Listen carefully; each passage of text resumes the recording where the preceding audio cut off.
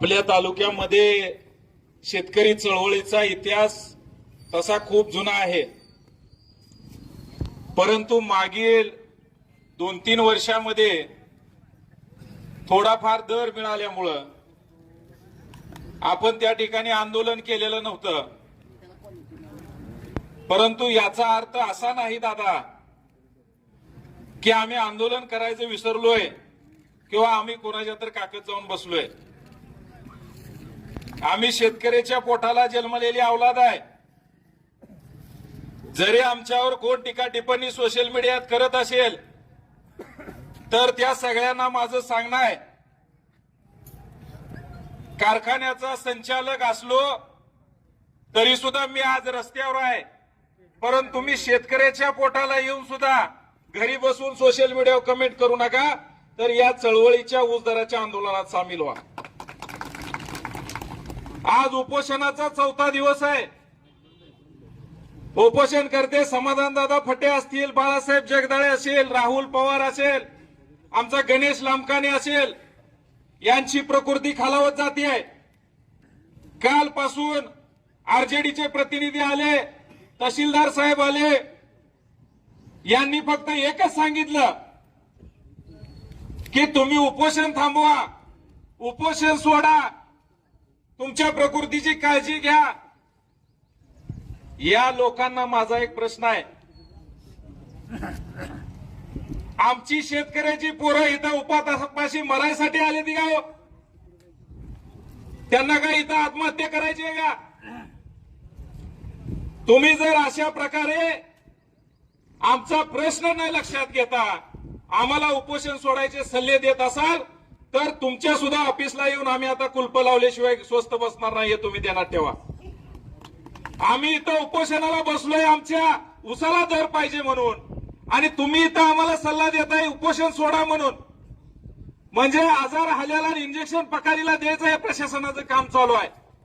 खरं तर या सोलापूर जिल्ह्यातल्या आरजेडीचं काम होतं, या तालुक्याच्या तहसीलदारचं काम होतं. आज उपोषणकर्त्याची प्रकृती चिंताजनक आहे. पंढरपूर तालुक्यामध्ये कायदा सुव्यवस्थेचा प्रश्न निर्माण होऊ शकतो. शेतकरी आणि कारखानदारांमधला संघर्ष मागच्या 2014-15 प्रमाणे उभा राहू शकतो. हे सगळं माहीत असताना सुद्धा पहिल्यांदा या बेजबाबदारपणे वागणाऱ्या अधिकाऱ्यांचा मी या ठिकाणी जाहीर निषेध करतो. आणि मगाशी म्हणल्याप्रमाणे काका, पोलीस भावांनी सुद्धा शेतकऱ्याच्या पोटाला जन्म घेतलाय. तुम्ही थोडस 2 दिवस काकांचा सल्ला ऐका. एक ही टायर या रस्त्यावर फिरून देण्याची या संघटनेची ताकद आहे. अजूनही अनेकांनी सांगितली तर संख्या कमी आहे, शेतकरी येत नाही, काही अडचण नाही.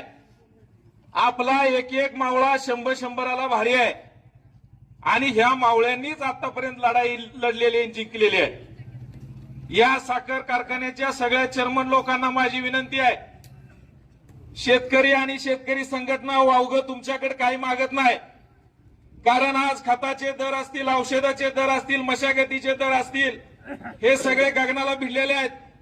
2000 रुपयाच्या आत एकही खताचं पोतं मिळत नाही, कुठलीही फवारणी होत नाही.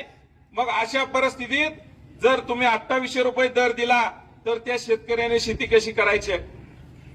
आज सांगली कोल्हापूरच्या साखर कारखानदारांमध्ये दर जास्त देण्याची स्पर्धा सुरू आहे, परंतु सोलापूर जिल्ह्यातल्या साखर कारखान्यामध्ये कमीत कमी दर देण्याची स्पर्धा सुरू केली या गड्यांनी.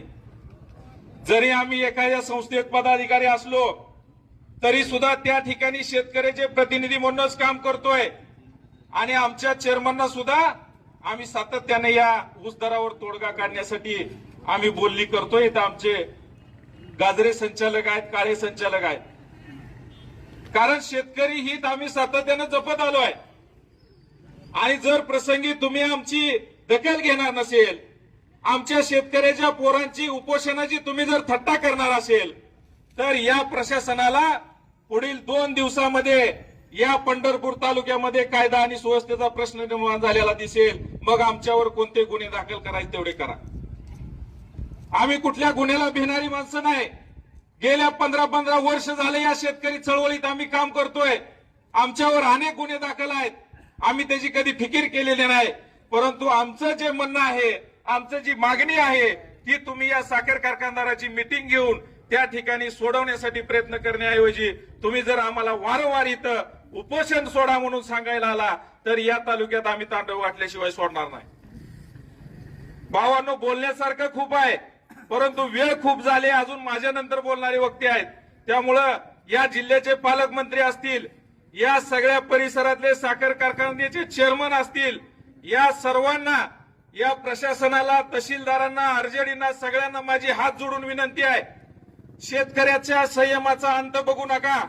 आणि जर उद्या शेतकऱ्याचा उद्रेक झाला तर याला सर्वस्वी प्रशासन जबाबदार असेल, एवढंच सांगतो आणि इथंच थांबतो. धन्यवाद. जय हिंद, जय महाराष्ट्र.